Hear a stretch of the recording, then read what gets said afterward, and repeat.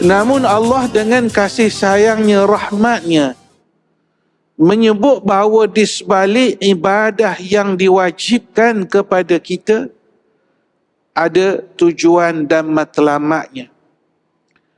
Contohnya, apabila Allah Subhanahu wa Ta'ala mewajibkan kepada kita ibadah solat, Allah Subhanahu wa Ta'ala menyebut inna solata tanha anil fahsya'i wal munkar.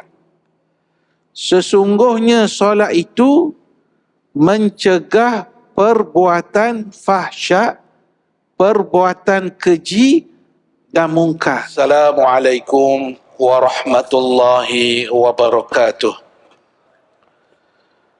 Alhamdulillah, wassalatu wassalamu ala rasulillah wa ala alihi wa sahbihi wattabi'ina bi ihsanin ila yaumiddin, amma ba'. Rabbi syrah li sadri wa yassir li amri wahlul 'uqdatam min lisani yafqahu qawli. Rabbi yassir wa la tu'assir, Rabbi tammim bil khair, wa la hawla wa la quwwata illa billahil aliyil azim, wa ba'. Muslimin dan muslimat yang dirahmati Allah Subhanahu wa Ta'ala, alhamdulillah, thumma alhamdulillah, kita panjatkan rasa syukur kita kepada Allah Subhanahu wa Ta'ala. Dengan izinnya, kita dapat bersama-sama dalam majlis ilmu pada petang ini, pada tengah hari ini. Ditambah lagi kita berada pada bulan yang paling mulia, bulan Ramadan Al-Mubarak. Muslimin dan muslimat yang dirahmati Allah, Allah Subhanahu wa Ta'ala apabila mensyariatkan kepada kita sesuatu perintahnya, maka di sebalik pensyariatannya ataupun sesuatu yang diwajibkan olehnya, ia ada matlamat, ia ada maqasid, ia ada tujuan. Di sebalik Allah Subhanahu wa Ta'ala mensyariatkan sesuatu hukum kepada kita, walaupun dari satu sudut kita sebagai hambanya ialah kita menerima sahaja apa yang difardukan oleh Allah Subhanahu wa Ta'ala. Tugas kita ialah untuk patuh, tugas kita ialah untuk taat. Namun Allah dengan kasih sayangnya, rahmatnya, menyebut bahawa di sebalik ibadah yang diwajibkan kepada kita, ada tujuan dan matlamatnya. Contohnya, apabila Allah Subhanahu wa Ta'ala mewajibkan kepada kita ibadah solat, Allah Subhanahu wa Ta'ala menyebut inna solata tanha anil fahsya'i wal munkar. Sesungguhnya solat itu mencegah perbuatan fahsya, perbuatan keji dan mungkar. Maka matlamat yang besar daripada ibadat solat itu ialah tujuannya, matlamatnya mencegah kita dari perbuatan maksiat. Begitu juga Allah Subhanahu wa Ta'ala apabila mewajibkan kepada kita zakat, Allah Ta'ala sebut khudh min amwalihim sadaqatan tutahhiruhum wa tuzakkihim biha. Maksudnya, wahai Muhammad, ambillah sebahagian daripada harta mereka itu, tujuannya ialah untuk menyuci dan membersihkan mereka, iaitu menyucikan hati dan juga harta mereka. Maka begitu juga ibadah yang sedang kita lalui sekarang, hari pertama, iaitu berpuasa dalam bulan Ramadan. Allah Subhanahu wa taala sebut dalam surah Al-Baqarah, ayat yang selalu kita baca, yang selalu kita dengar. Surah Al-Baqarah ayat 183, ya ayyuhalladzina amanu kutiba alaikumus shiyam kama kutiba alal ladzina min qablikum la'allakum tattaqun. Maksudnya, wahai orang-orang yang beriman, kita semualah, telah diwajibkan kepada kamu berpuasa sebagaimana telah diwajibkan kepada orang-orang sebelum kamu. Mudah-mudahan kamu bertakwa kepada Allah. Maksudnya di sini, matlamat yang paling besar daripada ibadah puasa kita ini ialah untuk menjadikan kita manusia yang bertakwa kepada Allah Subhanahu wa taala. Seorang ulama Islam yang dikenali sebagai Sultanul Ulama, namanya Izzuddin bin Abdissalam, menulis sebuah buku kecil. Dalam buku tersebut, beliau memberi tajuk kepada kitab ataupun buku tersebut, lebih kurang 80 muka surat begitu. Tajuk buku itu ialah Maqasidus Shaum, matlamat-matlamat daripada ibadah puasa. Dalam buku tersebut, beliau menyebut beberapa fadail ataupun kelebihan berpuasa. Di antaranya, beliau menyebut yang pertama ialah puasa itu tujuan dan matlamatnya ialah raf'ud darajat. Allah wajibkan berpuasa kepada kita ialah Allah Ta'ala ingin dan mahu angkat kedudukan kita. Yang darjat kedudukan yang naik ni kita manusia, kita hamba. Jadi Izzuddin bin Abdissalam sebut, dia kata matlamat ibadah puasa ni raf'ud darajat, untuk mengangkat darjat kedudukan manusia. Ini di antaranya beliau mengambil hujah daripada hadis Nabi SAW, riwayat Bukhari, di mana Rasulullah SAW bersabda, "Idza jaa Ramadan futihat abwabul jannah wa ghulliqat abwabun nar wa suffidat asyayatin." Maksudnya ialah apabila masuk bulan Ramadan. Nabi tak sebut bulan lain, hanya eksklusif khusus bulan Ramadan. Bila masuk sahaja bulan Ramadan, dibuka pintu syurga, ditutup pintu-pintu neraka, dan juga dirantai, dibelenggu asyayatin, iaitu syaitan-syaitan.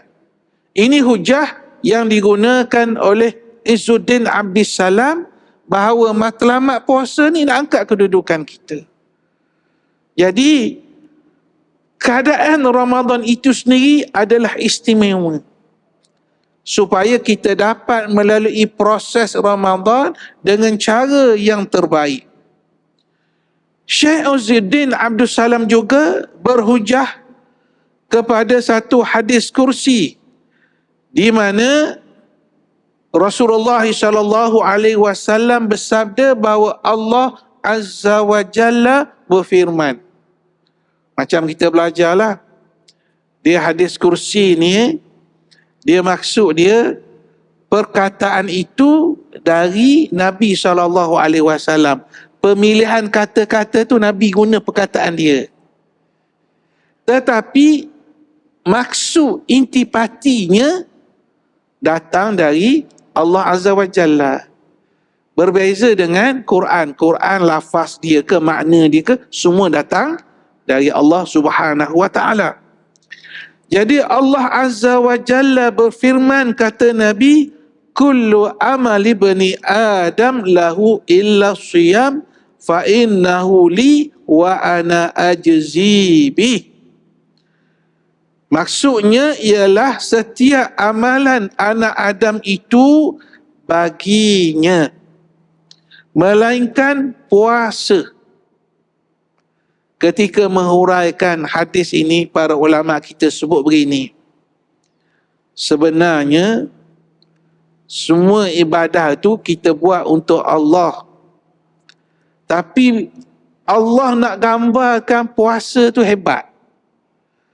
Puasa tu luar biasa. Jadi Allah kata, fa innahu li. Dia itu untuk saya. Ibadah itu untuk saya. Wa ana ajzi bih. Saya yang akan balas. Ibadah yang dilakukan oleh hamba-hamba itu, saya yang balas. Jadi, semua gambaran ini menunjukkan bahawa ibadah puasa ini Allah Subhanahu wa taala lakukan matlamatnya, antaranya raf'u ad-darajat, untuk mengangkat darjat. Dan pengarang kita juga menyebut kenapa Allah Subhanahu wa taala menyebut mengapa Rasulullah sallallahu alaihi wasallam guna perkataan pintu syurga dibuka, pintu neraka ditutup. Banyak hadis-hadis begitu. Bila sebut bulan Ramadan, pintu syurga dibuka, pintu neraka ditutup. Kata pengarang kita, ini adalah menggambarkan fa'ibaratun an taktsirit ta'ah al-mujibati li fathi abwabul jinnah. Kerana perkataan abwabul jannah, pintu-pintu syurga tu, untuk memberi gambaran banyaknya ketaatan yang boleh dibuat yang menyebabkan kita dapat masuk di antara pintu-pintu syurga. Dan yang kedua, kenapa disebut neraka ini ditutup, adalah menggambarkan bahawa bulan Ramadan ini sepatutnya kurangnya, terhapusnya perkara-perkara tak baik yang ingin kita buat, sehingga digambarkan pintu neraka itu ditutup. Dan berkenaan dengan wasufidat asyayatin, dibelenggu asyayatin, syaitan ini. Pelbagai tafsiran. Cuma kita akan sebut pandangan pengarang kita ni. Pengarang kita sebut, dia kata, bila disebut diikat syaitan-syaitan, dibelenggu syaitan ini, ialah sebagai satu ibarat bahawa terputusnya was-was syaitan kepada kita kerana kesan kita berlapar dahaga ni. Rupanya bila ada kesan lapar dan dahaga ini, gairah untuk melakukan kejahatan maksiat dia turun. Nak mengata orang pun, yelah, perasaan tu ada, tapi kita gagahkan, susah nak buat. Apatah lagi, bila kita sebut, bila kita berpuasa, kita menahan lapar dan dahaga, semua kita yang berada di sini dan semua orang, kita akan teringat kepada saudara-saudara kita yang dikepung dari segenap sudut yang berada di Palestin, yang berada di Gaza sekarang, yang berada di tebing barat, yang berada di sepadang Rafah. Kenapa kita ingat? Kerana mereka juga berpuasa macam kita. Tetapi perbezaan yang ketara, mereka tidak ada makanan untuk bersahur. Mereka tidak ada makanan untuk berbuka puasa. Apatah lagi untuk more dan sebagainya. Kerana mereka berada dalam kepungan yang luar biasa yang tidak berlaku pada abad moden ini. Peperangan itu biasa berlaku. Tapi cara peperangan menyebabkan orang biasa ini mati kelaparan, mati kebuluran, dihalang segala kemudahan, itu suatu yang sangat luar biasa. Dan sangat luar biasa juga kerana apabila biasanya ada pintu-pintu sempadan untuk dimasuki, contohnya ada 7-8 pintu sempadan di negara haram Israel untuk masuk memberi bantuan kepada saudara-saudara kita. Semua pintu itu ditutup. Kemudian ada idea dan idea itu sedang berjalan untuk membuat pelabuhan sementara kononnya untuk menghantar makanan. Dan pembinaan itu mengambil masa 8 minggu, 2 bulan. Bukan 2 hari. Bukan 3 hari, 2 bulan. Wallahu alam, kita tidak tahu apa maksudnya. Cuma yang boleh kita sebut ialah penderitaan mereka itu adalah dekat kepada kita, dan kita dengan keupayaan yang ada kepada kita ini, yang pertama selalu orang sebut, kita doakan mereka, itu betul. Kita setuju. Yang kedua, yang tak kurang penting, kita kena memahami isu yang berlaku. Isu tu kita kena faham. Kadang-kadang orang tak faham isu. Contohnya, bila tak faham isu, mungkin dia baca sekerak-sekerak. Bila ada turun makanan, gunakan payung untuk turunkan makanan, yang sebahagian tu payung tidak berfungsi, kena pula berpuluh-puluh pula orang mati syahid. Dia pun kata, dia buat komen, dia kata makanan dah ada. Makanan tak ada. Yang tu orang dah buat anggaran, yang turun-turun setakat ni tak sampai 2 kontena pun. Tak sampai pun. Dan memang dibenarkan sekarang. Dibenarkan supaya nampak dia baik, dibenarkan 50 kontena, 70 kontena paling banyak. Tapi keperluan mendesak 1000 kontena sehari. Cuba kita bayangkan. Dalam suasana puasa. Jadi saya sebut begini adalah tujuan untuk mengingatkan kepada kita bahawa memang dengan lapar kita, dengan dahaga kita, mudah-mudahan ia mendekatkan kita kepada ketaatan, kepatuhan kepada Allah Subhanahu wa Ta'ala. Yang seterusnya, maqasid ataupun matlamat daripada ibadah puasa ni, kalau mengikut pandangan Izzuddin Abdul Salam ni, dia kata kasrus syahwat, untuk mematah-matahkan syahwat, kehendak nafsu kita, nafsu makannya, nafsu berhubungan dengan keluarga dan sebagainya. Tujuan dan matlamatnya ialah untuk mematah-matahkan nafsu dan kehendak kita kepada perkara yang tidak sepatutnya. Yang ketiga, taksiru as-sadaqat, iaitu kita gunakan peluang matlamat dia ialah perbanyakkan sedekah. Memang bulan lain pun kita perlu infak, kita perlu sedekah. Sebab budaya Islam ni, agama ni, dia budaya infak. Sebab tu kalau kita tengok, ada yang wajib macam zakat, fitrah, zakat harta yang bagi yang berkemampuan. ada wakaf, ada sedekah, macam-macam bentuk. Kerana agama ni terdiri, asal dia ialah mengambil berat kepada orang lain. Dan begitu juga ialah kerana apabila seseorang ni lapar, dia teringat bahawa di luar sana ada orang-orang yang memerlukan.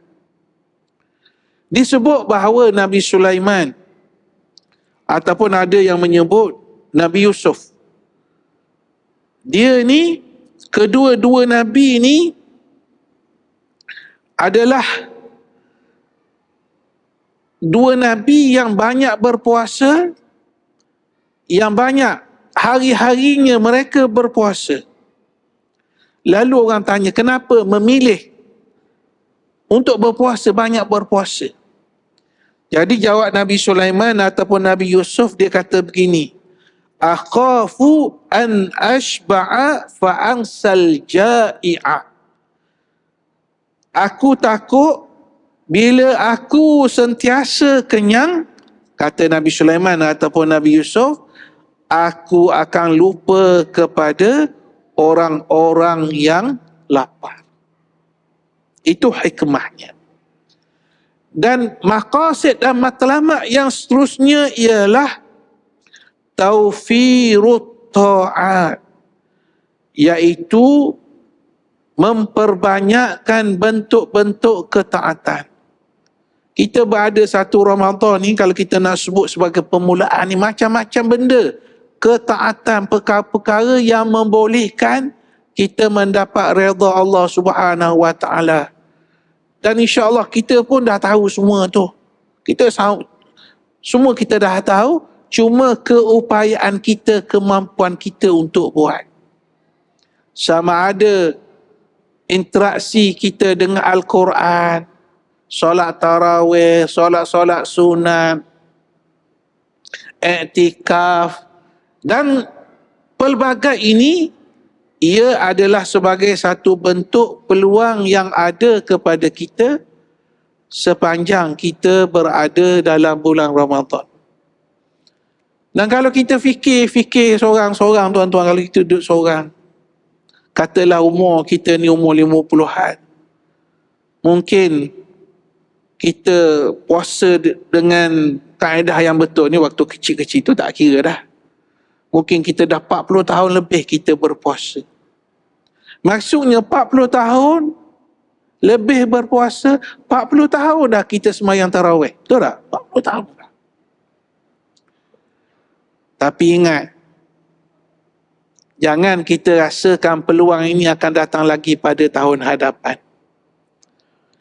Jangan ingat pasti, oh macam ni, aku suasana macam ni, tarawih macam ni, keluarga macam ni, oh ni berulang lagi tahun depan. Belum tentu.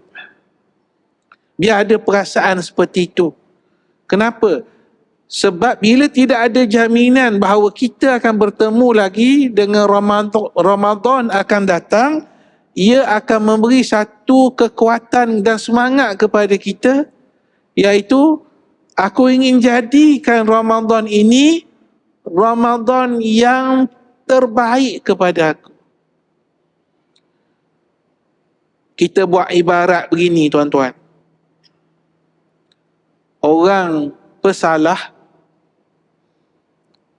dia akan dihukum gantung. Maksudnya hukum gantung ni, dia dah pastilah kematian dia. Maknanya awak akan digantung pukul 11 pagi ni. Waktu tu pukul 10.30 pagi. Contoh. Jadi pegawai penjara kata, apa kamu nak buat, setengah jam ada lagi. Kata banduan tu, banduan terakhir lah, kita panggil banduan terakhir. Saya nak solat, tuan. Saya nak solat. Baik. Tuan kata, okey, kamu boleh ambil wuduk, nah sejadah, kamu solat. Kami bagi kamu 20 minit. 10 minit ready untuk digantung. Cuba bayangkan, banduan ni, inilah solat dia yang terakhir. Cuba bayangkan macam mana kekhusyukan dia, macam mana air mata yang mengalir. Sebab ini secara adatnya adalah solat yang terakhir. Maka begitu juga kita yang tidak ada jaminan umur kita ni, ajal kita ini, tidak ada jaminan bila masa, bila ketika. Sudah tentu apabila Allah Subhanahu Wa Taala memberi ruang kepada kita, Ramadan tahun ini kita akan jadikan Ramadan ini Ramadan yang terbaik. Baik. Maqasid yang seterusnya yang disebut oleh Izzuddin Abdissalam, dia kata puasa ni juga tujuannya ialah syukru alimil khafiyat, iaitu untuk kita bersyukur kepada Tuhan yang mengetahui segala-galanya. Allah ni dia mengetahui segala-galanya, yang zahir, yang batin. Sebab tu digambarkan orang-orang yang bila mereka nak ditempatkan syurga dan neraka, bila ditanya kepadanya, kepada orang yang ada ilmu, dia ada 3 golongan. Salah seorangnya orang berilmu, pasal apa kamu menyampaikan ilmu? Dia jawab, dia kata sebab nak beri kefahaman kepada orang, supaya orang mendekatkan diri kepada kamu, kepada Allah. Dikatakan kepadanya, kadzabta, kamu bohong. Sebenarnya kamu mengajar, kamu menyampaikan dakwah supaya kamu dapat kedudukan, kamu dikenal, oh ini orang alim, pengikut dia ramai, kamu seronok, kamu bangga begitu. Maka malaikat kata tempat kamu bukan di syurga, tapi tempat kamu di neraka. Timbulnya begitu ialah kerana dalam catatan malaikat yang catat ni, bila dia buat baik, malaikat catat baik. Sebab malaikat tak tahu niat kita. Malaikat tak tahu niat kita. Jadi orang alim letak, orang berjihad letaklah pahala. Tapi hanya Allah yang disebut alimil khafiyat, yang dalam-dalam ni semua Allah Ta'ala mengetahui, sama ada dizahirkan ataupun tidak. Maka kita bersyukur kepada Allah Subhanahu Wa Ta'ala yang kurniakan kepada kita pelbagai perkara, pelbagai nikmat. Sebut nikmat ni Allah gambarkan macam ni, wa in ta'uddu ni'matallah la tuhsuha. Jika kamu menghitung nikmat Allah, la tuhsuha, kamu tak dapat hitung. Kamu tak mampu. Kamu tak dapat hitung, kamu tak dapat kira dengan nikmat yang Allah Ta'ala kurniakan kepada kamu. Sebab itu Allah Ta'ala sebut, wa asbara alaikum ni'amahu zahiratan wa batinah. Allah berikan kepada kamu nikmat yang zahir dan juga nikmat yang batin. Macam-macam nikmat yang nampak, yang tidak nampak. Maka disitulah Ramadan ini mengajar kepada kita rasa syukur kita kepada nikmat yang Allah Ta'ala berikan kepada kita. Nikmat hidup di dunia, nikmat kita ada keluarga, nikmat ada lagi kemampuan kita untuk beri nafkah pada keluarga kita, bawa balik makanan walaupun sederhana, tapi masih ada kemampuan yang Allah Ta'ala berikan kepada kita. Ini adalah nikmat yang cukup besar yang Allah Ta'ala berikan.